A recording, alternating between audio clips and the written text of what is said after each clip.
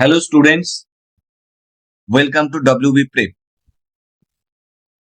তাহলে লাস্ট কিছু ক্লাসে আমরা কিছু টপিক নিয়ে আলোচনা করেছিলাম এবং তাদের কিছু টাইপ এবং আর কি দেখেছিলাম, কনসেপ্ট দেখেছিলাম যে একটা অঙ্ককে আমরা কিভাবে বুঝবো এবং কম সময়ে কিভাবে তাড়াতাড়ি করব। এই জিনিসগুলো আমরা দেখেছিলাম। কি কি দেখেছিলাম? আমরা পার্সেন্টেজ করেছি, আমরা প্রফিট অ্যান্ড লস করেছি, আমরা মনে হয় মিক্সচার অ্যান্ড অ্যালিগেশনও করেছি, আর লাস্ট ক্লাস মনে হয় আমাদের টাইম অ্যান্ড ওয়ার্ক ছিল। তো যেটা আমি বলেছিলাম ক্লাসে যে আমাদের একটাই উদ্দেশ্য থাকবে, সেটা হচ্ছে কি না, তোমাদের পরীক্ষার আগে ম্যাক্সিমাম জিনিসগুলো বা পুরো সিলেবাসটাকে আমরা কভার করে দেবো। সপ্তাহে 2টো হোক বা 3টে হোক, আমরা এক একটা করে ক্লাসের টপিক তোমাদেরকে দিয়ে দেওয়া হবে এবং তোমরা সেগুলোকে নিয়ে প্র্যাকটিস করবার। আশা করি তোমাদের প্রিপারেশন হয়ে যাবে। আর আমি তো তোমাদের বলেইছি, আগেও বলেছি, যে আমরা যে অঙ্কগুলো নিয়ে আলোচনা করছি সেগুলো কিন্তু একদম এক্সাম ট্রেন্ড অঙ্ক। এক্সামে কিন্তু এই অঙ্কগুলোই পরীক্ষায় থাকে। তোমরা প্রিভিয়াস ইয়ার্স কোশ্চেন দেখো, দেখবে এই অঙ্কগুলোই কিন্তু দেখতে পাবে। কাজেই তোমাদের কাজ একটাই, চ্যানেলটিকে সাবস্ক্রাইব করে রেখো, নোটিফিকেশন অন করে রেখো, তাহলে যখন যখন আমরা যখন ক্লাস করাবো তার আপডেটটা তোমরা পেয়ে যাবে এবং সেই মতন তোমরা তোমাদের প্রিপারেশনটাও নিতে থাকবে। তাহলে চলো শুরু করা যাক। তাহলে আজকে যেটা নিয়ে আমরা আলোচনা করব সেটা হচ্ছে গতিবেগ ও দূরত্ব, মানে টাইম অ্যান্ড ডিস্টেন্স যেটাকে আমরা বলে থাকি। তাহলে আমাকে একটা কথা বলো, আমরা বেসিক ফর্মুলাটা কি জানি? ছোটবেলায় ট্রেনের অঙ্ক করার সময় আমরা কি দেখেছিলাম না, দূরত্ব ইজ ইকুয়ালস টু গতিবেগ ইন্টু সময়, এটাই দেখেছিলাম। তাহলে এখান থেকে দেখো, আমি যদি গতিবেগ বার করতে চাই তাহলে কি লিখবো? দূরত্ব বাই সময়। আর যদি সময় বার করতে চাই তাহলে কি লিখবো? দূরত্ব বাই গতিবেগ। যখন আমরা এই ট্রেনের অঙ্ক করব বা টাইম এন্ড ডিস্টেন্সের অঙ্ক করব, তখন একটা জিনিস কিন্তু খুব ভালো করে আমাদের মাথায় রাখতে হবে, সেটা হচ্ছে ইউনিট।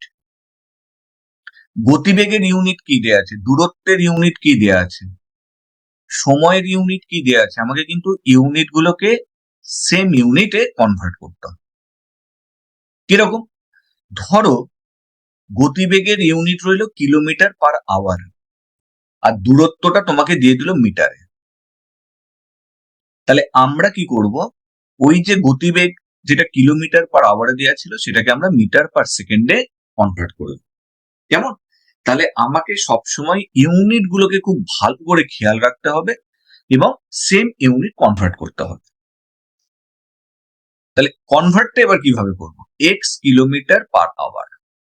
দেখো গতিবেগ, গতিবেগ মানে আমরা কি জানি একটু বলে নি, তোমরা সবাই জানো, তবু আরেকবার বলছি, গতিবেগ মানে আমরা কি জানি না, আমরা 1 ঘন্টা বা 1 মিনিট বা 1 সেকেন্ডে যতটা দূরত্ব যায় সেটাকেই আমরা কি বলি? গতিবেগ। মানে ইউনিট টাইমে, একক সময়ে যে দূরত্বটা আমি অতিক্রম করি সেটাকেই আমরা কি বলি? গতিবেগ। একক সময় মানে 1 ঘন্টা বা 1 সেকেন্ডে আমি যে দূরত্বটা অতিক্রম করছি সেটাই হচ্ছে আমার গতিবেগের ইউনিট। দূরত্ব, দূরত্বের ইউনিট আমরা কি বলি? এত কিলোমিটার যাচ্ছি বা এত মিটার আমি যাচ্ছি, কিলোমিটার বা মিটার। আর টাইমের ইউনিট আমরা সবাই জানি ঘন্টা বা মিনিট বা সেকেন্ড। তাহলে দেখো, এক্স কিলোমিটার পার আওয়ার, একে আমি কিসে কনভার্ট করতে চাইছি? Metre per second. Metre per second. তাহলে কিলোমিটার পার আওয়ারকে মিটার পার সেকেন্ডে কনভার্ট করার জন্য আমরা কি করি? 5-18 দিয়ে গুণ করে দিই। কিলোমিটার পার আওয়ারকে মিটার পার সেকেন্ডে কনভার্ট করার জন্য আমরা কি করি? 5-18 দিয়ে গুণ করতে। তুমি বলে কেন স্যার? দেখো, kilometre per hour, kilometre per hour মানে কি? কিলোমিটারকে আওয়ার দিয়ে ডিভাইড করছি, তাই তো? কিলোমিটারকে আওয়ার দিয়ে ডিভাইড করছি, তাহলে 1 কিলোমিটার মানে কত মিটার? 1000 মিটার। আর 1 ঘন্টা মানে কত সেকেন্ড? 3600 সেকেন্ড। এটাকে কাটাকুটি করো, কত হয়? 5-8। তাহলে কিলোমিটার পার আওয়ারকে মিটার পার সেকেন্ডে কনভার্ট করতে গেলে 5/18, উল্টোটা মিটার পার সেকেন্ডকে কিলোমিটার পার আওয়ারে কনভার্ট করতে গেলে 18/5। তাহলে কিলোমিটার পার আওয়ারকে মিটার পার সেকেন্ডে কনভার্ট করতে গেলে মিটার 5/18, আর মিটার পার সেকেন্ডকে কিলোমিটার পার আওয়ারে কনভার্ট করতে গেলে 18/5 হলো। আমরা পার্সেন্টেজ বলো বা প্রফিট লস বলো বা টাইম এন্ড ওয়ার্ক বলো, আমরা কি করেছি বা কি দেখেছি? রেশিও তৈরি করেছি। কাজেও এখানেও ঠিক তাই, আমরা কি তৈরি করব? রেশিও তৈরি করব। কিরকম? দেখো, এখানে আমার তিনটে জিনিস দেয়া আছে। কি কি? দূরত্ব, গতিবেগ আর সময়। তাহলে আমরা কি করব? একটাকে কনস্ট্যান্ট করব আর বাকি দুটোর মধ্যে রেশিও তৈরি করব। কিরকম? ধরো আমি প্রথমে দূরত্বকে কনস্ট্যান্ট করছি। দূরত্ব কনস্ট্যান্ট, দূরত্ব একই থাকে। তাহলে আমাকে বলো, দূরত্ব যদি কনস্ট্যান্ট থাকে তাহলে গতিবেগ আর সময় এই দুটোর অনুপাত কি হয়? ব্যস্তানুপাত, তাই না? ইনভার্সলি প্রপোর্শনের ব্যস্তানুপাত। কেন? আমরা কি জানি যে একই দূরত্ব, ধরো তুমি 200 কিলোমিটার যাচ্ছ, আমিও 200 কিলোমিটার যাচ্ছি, তোমার স্পিড ঘন্টায় 100 কিলোমিটার, আমার স্পিড ঘন্টায় 80 কিলোমিটার। তাহলে তোমার স্পিড বেশি মানে তুমি কম সময়ে পৌঁছাবে, আমার স্পিড কম মানে আমার বেশি সময় লাগবে। তাহলে আমরা কি জানি? দূরত্ব যদি কনস্ট্যান্ট থাকে তাহলে গতিবেগ আর সময় এই দুটো ব্যস্তানুপাতিক সম্পর্ক হয়। মানে গতিবেগ যদি h/b হয় তাহলে সময় কি হয়ে যায়? v/a। হলো। নেক্সট, এবার কাকে কনস্ট্যান্ট করব? যে কোনো একটাকে কনস্ট্যান্ট করি, ধরো গতিবেগকে কনস্ট্যান্ট করছি। তাহলে এবার গতিবেগকে যদি আমি কনস্ট্যান্ট রাখি তাহলে আমি রেশিওটা এবার কার সাথে কার পাবো? দূরত্ব আর সময়ের। তাহলে রেশিওটা কার সাথে কার পাবো? দূরত্ব আর সময়। তাহলে তোমরা যেটা ভাবছো একদমই ঠিক। না, গতিবেগ যদি কনস্ট্যান্ট হয় তাহলে দূরত্ব আর সময় সমানুপাতিক। সমানুপাতিক মানে বাড়লে বাড়বে, কমলে কমবে। একটু এক্সাম্পল প্র্যাকটিক্যালি ভেবে নাও, যে একই গতিবেগে আমি যত বেশি দূরত্ব অতিক্রম করতে চাইবো আমার সময়ও ততই বাড়বে, তাই না? তাহলে দূরত্ব তার অনুপাত যদি h/b হয় তাহলে সময়ের অনুপাত h/b।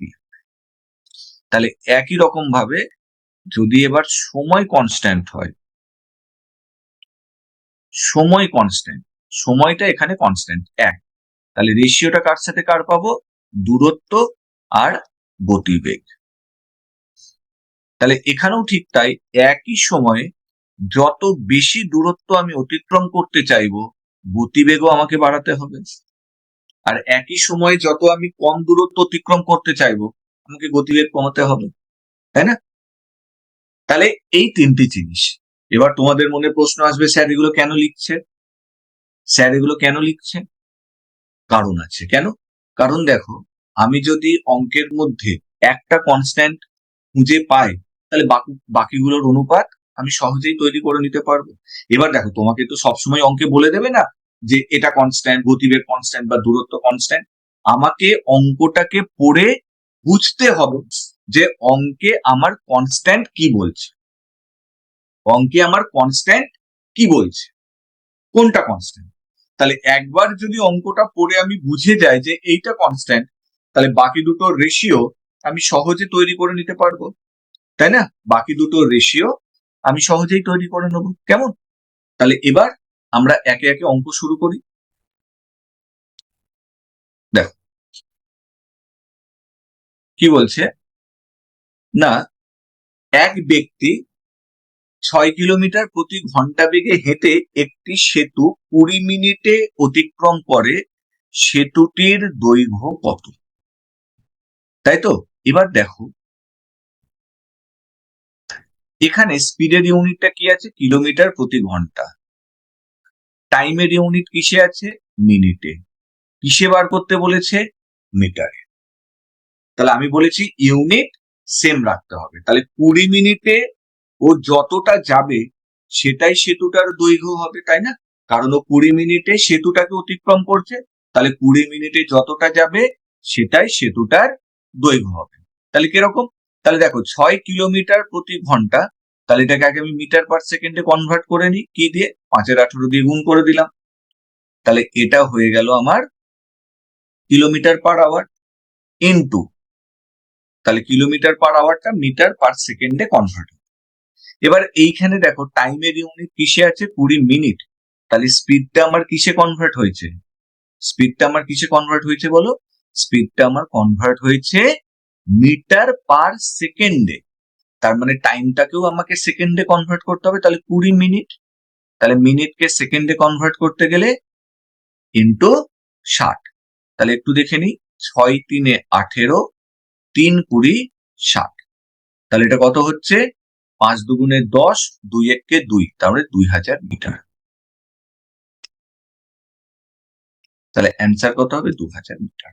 তাহলে দেখো এখানে স্পিডের একটা ইউনিট, টাইমের একটা ইউনিট, আর ডিস্টেন্সের একটা ইউনিট, তাহলে আমি কি করলাম, সেম ইউনিট কনভার্ট করে নিলাম।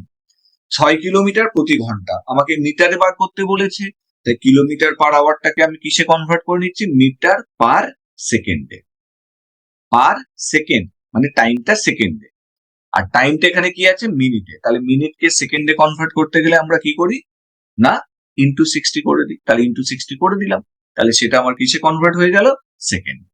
তাহলে স্পিড ইন্টু টাইম, গতিবেগ ইন্টু সময় ইজ ইকুয়ালস টু আমাদের কি, দূরত্ব, আর এখানে দূরত্ব আমার কি না, সেতুটার দৈর্ঘ্য।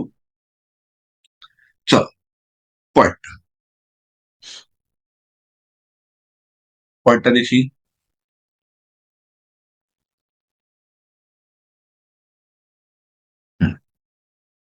দেখো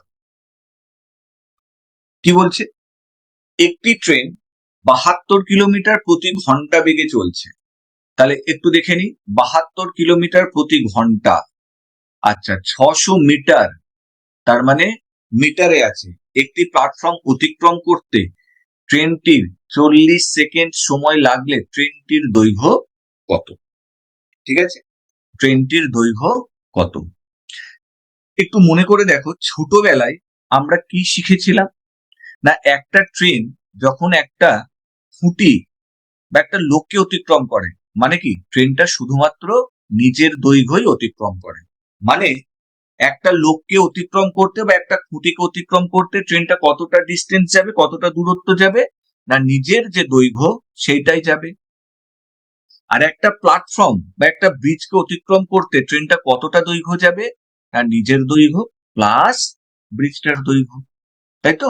তাহলে আমাকে একটা কথা বলো, তাহলে 600 মিটার দীর্ঘ একটা প্ল্যাটফর্মকে অতিক্রম করতে ট্রেনটির 40 সেকেন্ড সময় লাগে, তাহলে 600 মিটার দীর্ঘ একটা প্ল্যাটফর্মকে অতিক্রম করছে মানে কি ট্রেনটা নিজের দৈর্ঘ্য অতিক্রম করবে, তাহলে আমি যদি ট্রেনটার দৈর্ঘ্য এক্স মিটার ধরে নিই, তাহলে সে টোটাল ডিস্টেন্স কতটা যাবে না, তুমি বললে 600 প্লাস এক্স স্যার, আচ্ছা তাহলে এতটা দূরত্ব সে যাবে, একটা প্ল্যাটফর্মকে অতিক্রম করা মানে ট্রেনটা নিজের দৈর্ঘ্য প্লাস ব্রিজটার দৈর্ঘ্য অতিক্রম করবে, তাহলে লিখে ফেললাম নিজের দৈর্ঘ্য প্লাস ব্রিজের দৈর্ঘ্য। আচ্ছা ইজ ইকুয়ালস টু আমরা কি জানি বলো, গতিবেগ ইনটু সময়, গতিবেগটা কি আছে 72 কিলোমিটার প্রতি ঘন্টা, তাই তো, তাহলে এটাকে আমাকে কিসে কনভার্ট করতে হবে, মিটার পার সেকেন্ডে, কেন না টাইমের ইউনিট সেকেন্ডে আছে, ডিস্টেন্সের ইউনিট মিটারে আছে, তাই কিলোমিটার পার আওয়ারটাকে আমি মিটার পার সেকেন্ডে কনভার্ট করে নিচ্ছি, কত দিয়ে মাল্টিপ্লাই করব, 5 18 দিয়ে, তার সাথে আমাকে কত গুণ করতে হবে দূরত্ব পেতে গেলে না টাইমটা, টাইম কত 40, তাহলে দেখো speed into time is equals to হচ্ছে ডিস্টেন্স, দূরত্ব ইকুয়ালস টু গতিবেগ ইন্টু সময়, কেটে দাও, 4 5 4 18 72, তার মানে এটা কত হচ্ছে 600 প্লাস এক্স, 4 5 20, 4 2 800, তাই না, একটু দেখে নাও, 5 4 20 20 আর এটা 40, 4 2 8 800, তাহলে এক্স সমান কত 200, 200 করতে, তাহলে ট্রেনটির দৈর্ঘ্য কত না, ট্রেনটার দৈর্ঘ্য হচ্ছে 200 মিটার। আশা করি বুঝতে পেরেছো, কোনো অসুবিধা নেই, যদি অসুবিধা থাকে আরেকবার একটু তোমরা দেখে নিও, কারণ এটা তো তোমরা ইউটিউবে দেখছো, কাজে তোমাদের কাছে সেই স্কোপটা আছে, সুযোগটা আছে যে বুঝতে না পারলে আমি ওটাকে আরেকবার রিভাইন্ড করে দেখে নিই। পরের অঙ্ক,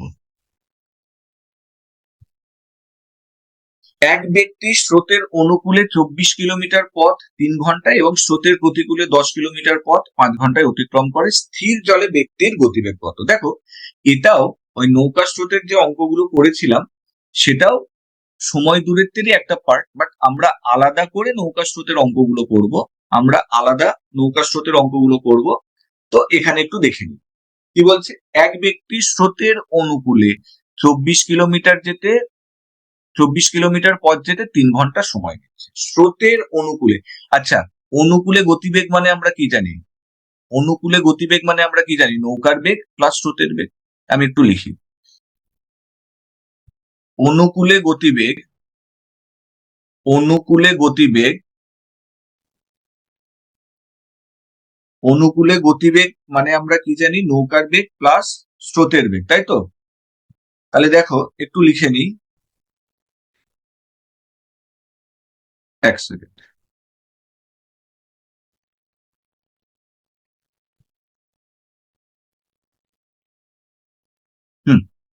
তাহলে অনুকূলে গতিবেগ, তাহলে সেটাকে আমরা কি লিখি? নৌকার বেগ, এরকম লিখছি ছোট করে, বিএস। বিএস মানে নৌকার বেগ, বোট স্পিড, প্লাস এসএস মানে স্ট্রিম স্পিড, স্রোতের গতিবেগ, স্ট্রিম। তাহলে বোট মানে নৌকা, আমরা সবাই জানি বোট মানে আমরা কি জানি? নৌকা। আর স্ট্রিম মানে হচ্ছে স্রোত, স্রোত। ঠিক আছে। আর প্রতিকূলে গতিবেগ আমরা কি জানি? নৌকার বেগ মাইনাস স্রোতের বেগ। দেখো, অনুকূলে গতিবেগ মানে কি? অনুকূলে গতিবেগ মানে কি? নৌকা আর স্রোত একই দিকে যাচ্ছে। অনুকূলে গতিবেগ মানে কি? নৌকা আর স্রোত একই দিকে যাচ্ছে। তাহলে আমাকে বলো, নৌকার স্রোত যদি একই দিকে যায় তাহলে গতিবেগ অবশ্যই আমার বাড়বে। আর প্রতিকূলে গতিবেগ মানে কি?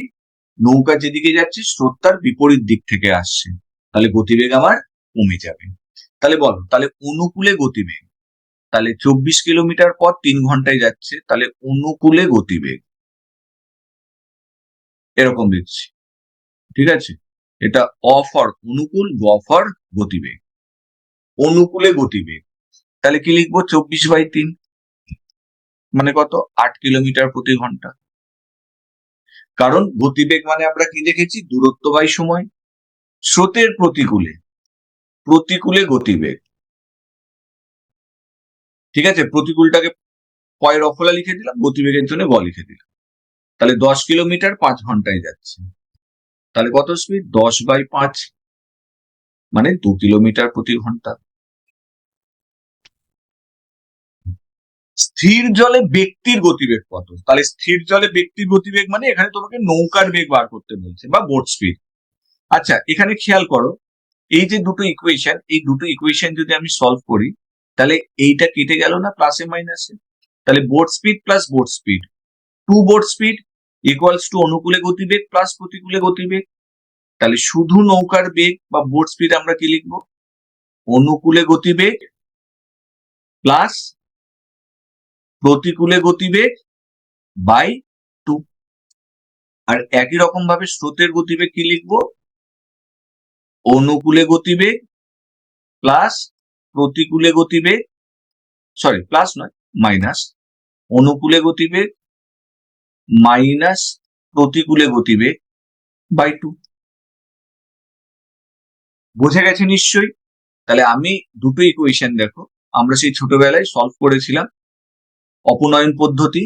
তাহলে এটা এটা কেটে গেল, প্লাসে মাইনাসে কেটে গেল, যদি যোগ করি তাহলে boat speed plus boat speed মানে two boat speed is equal to অনুকূলে গতিবেগ প্লাস প্রতিকূলে গতিবেগ। তাহলে শুধু বোট স্পিড কি হবে? বাই 2। তাহলে এখানে বোট স্পিড আমার কি হবে বলো?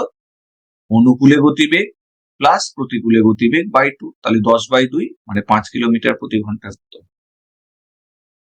বোঝা গেছে নিশ্চয়ই? চল পরের অঙ্কটা দেখা যাক। দেখো, একটি গাড়ি, একটি গাড়ি তার স্বাভাবিক বেগের 5/7 বেগে চললে 42 কিলোমিটার পথ 1 ঘন্টা 40 মিনিট 48 সেকেন্ডে অতিক্রম করে। গাড়িটির স্বাভাবিক বেগ কত? তাহলে গাড়িটির স্বাভাবিক বেগ মানে তার অ্যাকচুয়াল স্পিডটা, গতিবেগটা কত হলো। তাহলে এইবার দেখো টাইমটা, দেখো তোমাদের কি মনে হবে, বাপরে স্যার কত বড়, এ তো সলভ করতে গেলে তো পাগল হয়ে যাবো স্যার। কিচ্ছু পাগল হবে না। তাহলে খেয়াল করো, 42 কিলোমিটার, ডিস্টেন্সটা কিলোমিটারে আছে, আর স্পিডের ইউনিটটা কি আছে, কিলোমিটার প্রতি ঘন্টা, আর টাইমটা আমার কি আছে, ঘন্টা, মিনিট, সেকেন্ড। আচ্ছা একটু মনে করে দেখো, ছোটবেলায় আমরা কি করেছিলাম, ধরো আমি বললাম 2 ঘন্টা 30 মিনিট, 2 ঘন্টা 30 মিনিট। তাহলে এটাকে ঘন্টায় কনভার্ট করার জন্য আমরা কি করেছিলাম, না মিনিটটাকে আওয়ারে কনভার্ট করেছিলাম, কি দিয়ে, 60 দিয়ে ভাগ করে। তাহলে 30 দুগুণে 60, তাহলে এটা কি লিখেছিলাম, 2 পূর্ণ 1/2 ঘন্টা। তাহলে 2 পূর্ণ 1/2 ঘন্টা মানে কত লিখেছিলাম, 5/2 ঘন্টা, তাই তো। তাহলে সেম জিনিস এখানে আমরা লিখবো, সেটা কি না, ধরো আমি ধরে নিচ্ছি অ্যাকচুয়াল গতিবেগ, আমার অ্যাকচুয়াল গতিবেগ বা স্বাভাবিক গতিবেগটা এক্স, তার 5/7, তাহলে এক্স এর 5/7, এটা হচ্ছে আমার গতিবেগ। অঙ্কের সময় দেওয়া আছে, সময় মানে আমরা কি দেখেছি, দূরত্ব বাই গতিবেগ, তাহলে দূরত্ব বাই গতিবেগ, তাহলে দূরত্ব বাই গতিবেগ ইজ ইকুয়ালস টু আমার টাইম। তাহলে এখানে দূরত্ব আমার কত, 42 কিলোমিটার, ইজ ইকুয়ালস টু এইটা, 1 ঘন্টা 40 মিনিট 48 সেকেন্ড হলো। আচ্ছা তাহলে আমাকে বলো, তাহলে এখানে কি হবে, না এই 7টা, এটা ভাগ আছে, ভাগ মানে আমরা কি বুঝি, গুণ হয়ে উল্টে যায়, তাহলে 42, 7টা উপরে চলে গেল, আর নিচে কি রইলো, নিচে রইলো 5/7, তাহলে 5/7টা কি লিখে দিই, এই সরি 7টা উপরে চলে গেছে, নিচে কি রইলো 5x, ভাগ থাকলে গুণ হয়ে উল্টে যায়। এইবার দেখ 1 ঘন্টা 40 মিনিট 48 সেকেন্ড, আমি যদি ধাপে ধাপে করি, ঠিক এইরকম ভাবে এখানে একটা দাগ কেটে দিই, দেখো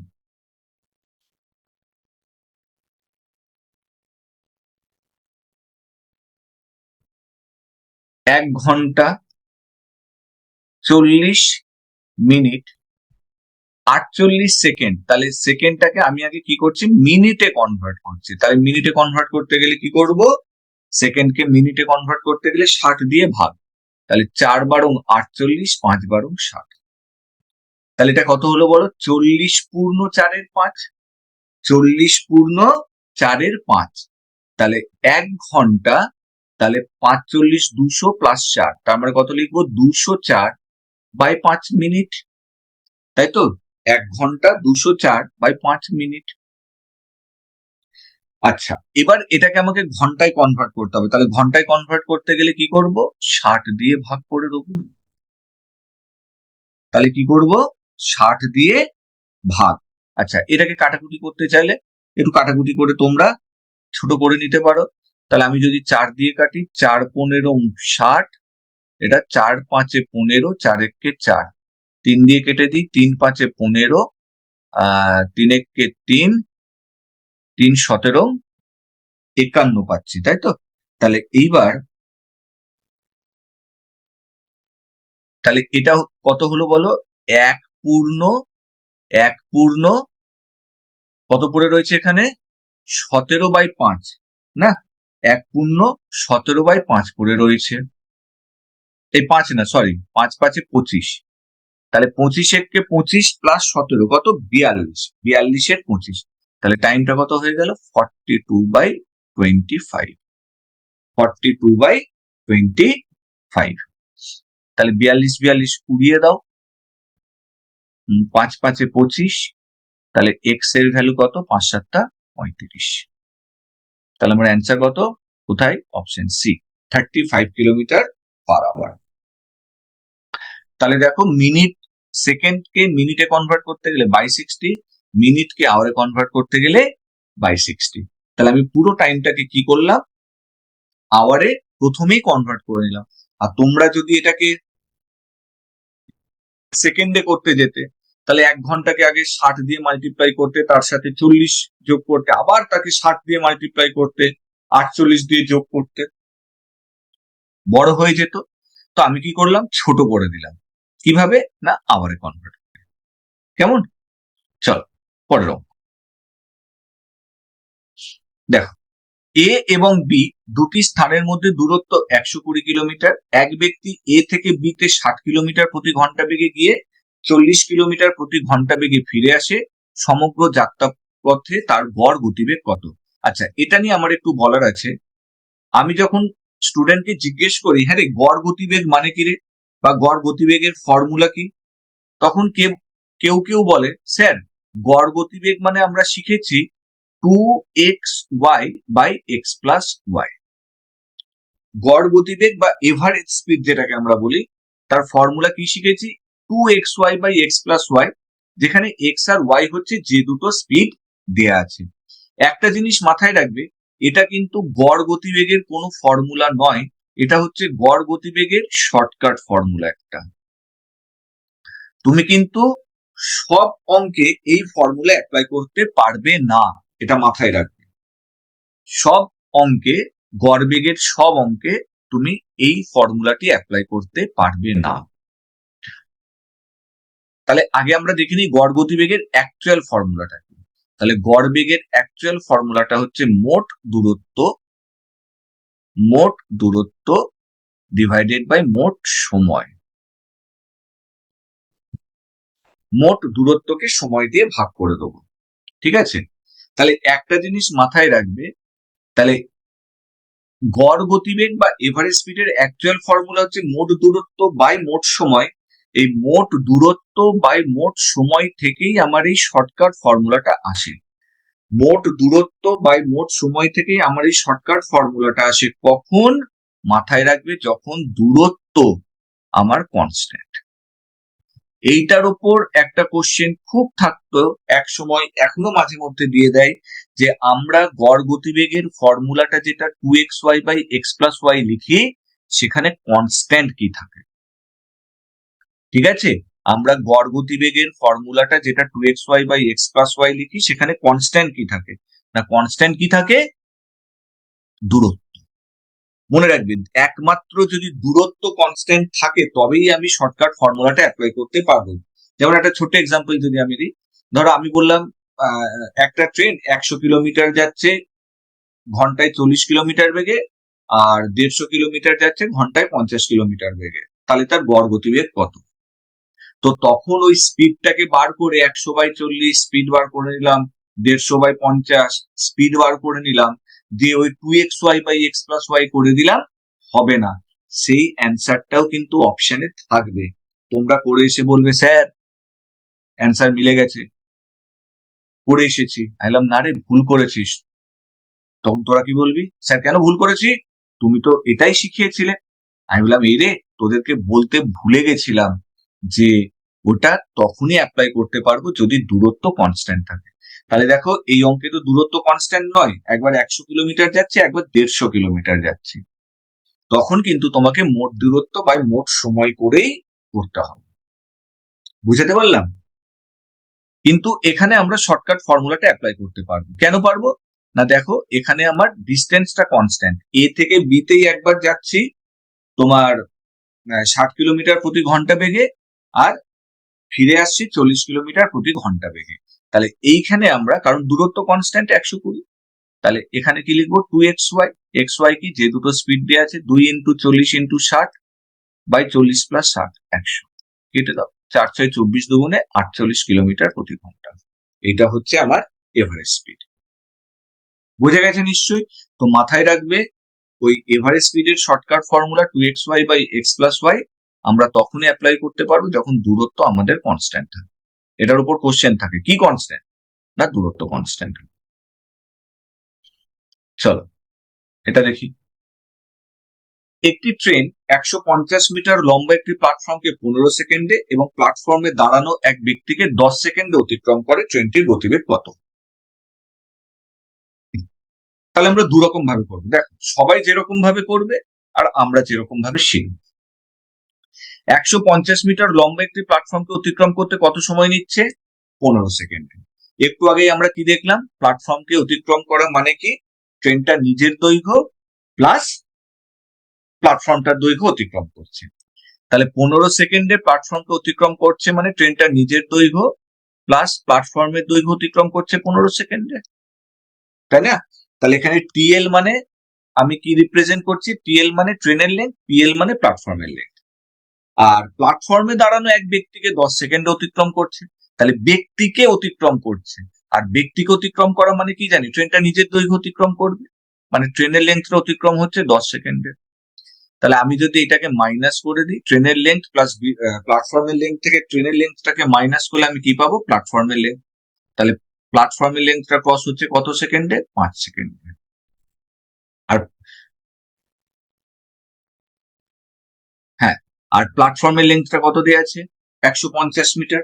তাহলে প্ল্যাটফর্মের লেন্থটা অতিক্রম হচ্ছে 5 সেকেন্ডে, আর প্ল্যাটফর্মটার লেন্থটা হচ্ছে 150 মিটার। তাহলে আমি কি বলবো? 5 সেকেন্ডেই যাচ্ছে 150 মিটার। তাহলে 1 সেকেন্ডে কত? 30 মিটার।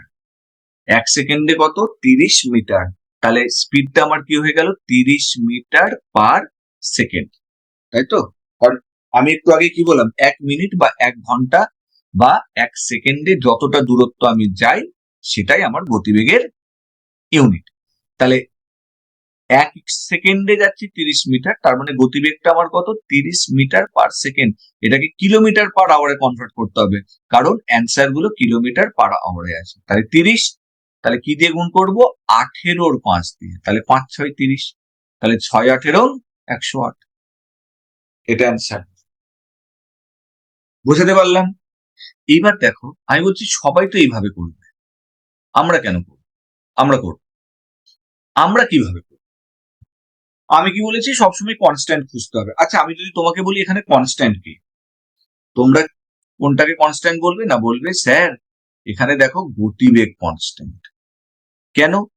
কারণ যে গতিবেগে ট্রেনটা প্ল্যাটফর্মকে অতিক্রম করবে সেই গতিবেগেই ব্যক্তিকে অতিক্রম করবে, তাই না? তাহলে গতিবেগ যদি কনস্ট্যান্ট থাকে তাহলে দূরত্ব আর সময় দুটো দুটো ব্যস্তানুপাতিক নয়, সরি, সমানুপাতিক সম্পর্ক, তাই তো? সময় আর দূরত্ব সমানুপাতিক সম্পর্ক। তাহলে গতিবেগ কনস্ট্যান্ট, যে গতিবেগে প্ল্যাটফর্মকে অতিক্রম করছে সেই গতিবেগে ব্যক্তিটাকে অতিক্রম করছে। তাহলে সময়, তাহলে খেয়াল করো এখানে ট্রেনের দৈর্ঘ্যটা অতিক্রম হচ্ছে কত সেকেন্ডে? তাহলে এখানে লিখছি ট্রেনের লেন্থ, এখানে লিখছি প্ল্যাটফর্মের লেন্থ। তাহলে ট্রেনের লেন্থটা অতিক্রম হচ্ছে 10 সেকেন্ডে, প্ল্যাটফর্মের লেন্থটা অতিক্রম হচ্ছে 5 সেকেন্ডে। তাই তো করেছো? মাইনাস করে 5 সেকেন্ডে। তাহলে রেশিওটা কত? কাটাকুটি করে ছোট করতে চাইলে করে নাও 2:1। তাহলে দূরত্ব তারও রেশিও কত হবে? 2:1ই হবে। আচ্ছা, অঙ্কে এবার খেয়াল করো, আমার প্ল্যাটফর্মের দৈর্ঘ্যটা দেওয়া আছে কত? 150 মিটার। এখানে প্ল্যাটফর্মের দৈর্ঘ্যটা কত? 1, দূরত্ব মানেই দৈর্ঘ্য। তাহলে 1-এর ভ্যালু কত বলবো? 150। তাহলে 2-এর ভ্যালু কত? 300। তাহলে ট্রেনের লেন্থটা অতিক্রম হচ্ছে কত সেকেন্ডে? ট্রেনের লেন্থটা অতিক্রম হচ্ছে কত সেকেন্ডে? সরি, ট্রেনের লেন্থটা কত? 300 মিটার। ট্রেনের লেন্থটা 300 মিটার, আর ট্রেনের লেন্থটা অতিক্রম হচ্ছে কত সেকেন্ডে? 10 সেকেন্ডে, তাই না? কেন? কারণ একটা ব্যক্তিকে অতিক্রম করা মানে ট্রেনটা শুধু নিজের দৈর্ঘ্য অতিক্রম করবে। তাহলে গতিবেগটা আমার কত হয়ে যাবে? দূরত্ব বাই সময়, 300/10। তাহলে দেখো 30 মিটার/সেকেন্ড চলে এলো। তাহলে বোঝা গেছে রেশিওর মাহাত্ম্য।